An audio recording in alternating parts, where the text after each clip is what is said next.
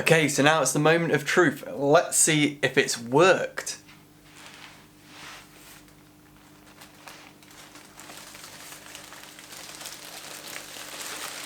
Oh, for goodness sake. It's not worked.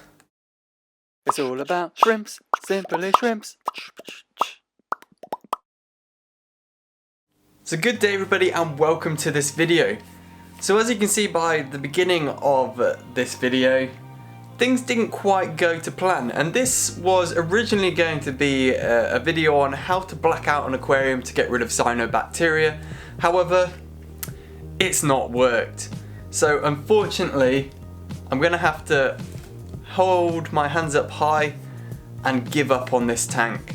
I'll go into a bit more detail as to some of the other reasons as to why I'm giving up on this bonsai tree aquascape while I'm stripping it down.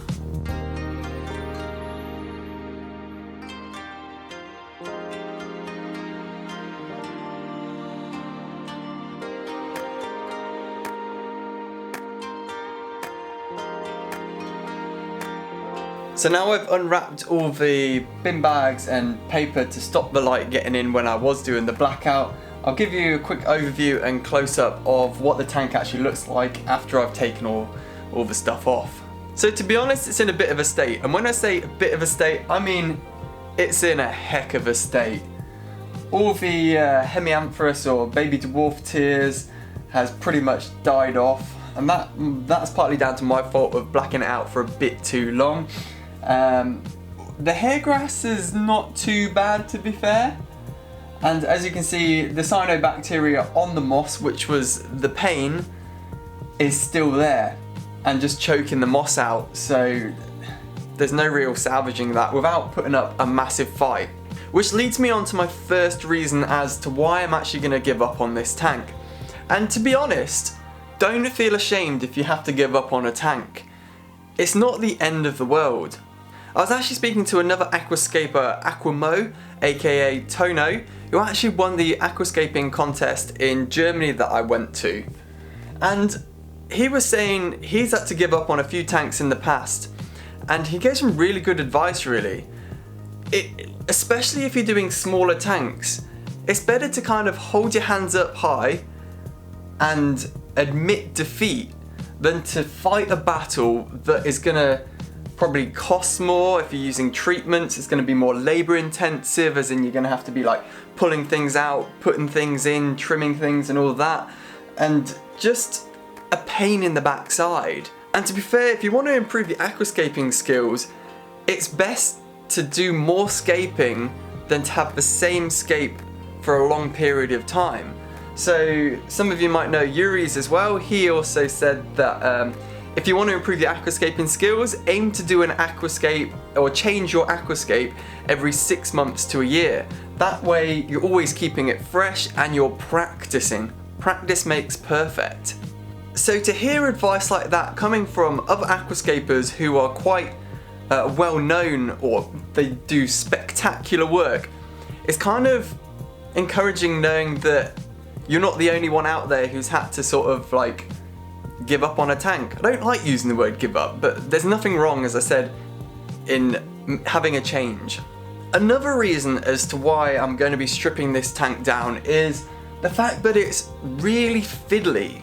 I mean, I've got the bonsai tree in there and I love it to bits. Shame about the cyanobacteria, which is why it's going kind of thing, but it's just too close to the glass. I'm having to use like nail scissors or really tiny scissors to get my hand in, and every time I put my hand in to try and cut the hair grass at the back, I'm wobbling the tree, disturbing the substrate, and it's really fiddly, as I said. And then when you do cut even the hemianthus at the bottom there, it floats up and it gets stuck underneath the tree, and trying to put your hand in and under to get the cuttings off, it just messes it up again. So to be fair, if I had this layout in a tank but was maybe even half the size bigger again, I'd be able to have the leverage to put my hands in, my arms in, well not my arms because that would be quite a deep tank, but to get my hands wet and really keep on top of maintenance in this tank. As I said, I'm going to say it again, it's a very fiddly tank. But then again, as I also said, practice makes perfect. I've done this scape, I know that it's a bit too fiddly and it might not quite work in the longevity of things, so I know not to do it again in this size aquarium. It really is a shame because I know you guys actually like this aquascape based on your comments and feedbacks on the videos and pictures on Instagram. And I really liked it as well. So I will be doing something like this again in the future, but that's in the distant future. I did like this scape a lot. As for what's actually going to go in this tank next, well, I know one thing's for sure is that I'm going to keep it a lot more simple, or shrimple, and I'm going to go for an Iwagumi aquascape. I've already got some rocks here, classic 3 rocks there, nice combination, and I've been playing around with them, and I've got quite a nice layout in mind. Just one carpeting plant, the hemianthus again, I'm going to give that a go because it did do well in this tank, it really did. It's just a shame it was a pain to trim and just maintain this tank. But with an Iwagumi, it's fairly open top, you haven't got the restrictions of any overhangs or anything like that, so it should be really simple to maintain. And I also love the simplicity and the zen, almost, yeah, the zen of Iwagumi aquascapes. They're just a nice little bit of art within an aquarium on your side table or wherever you have your aquascape tank. So in the long run, I am actually quite sad to see this tank go, but as I said, I will try something like this in the future, though the next actual scape that's going in this is going to be a lot more simpler one, so stay tuned for that Iwagumi aquascape.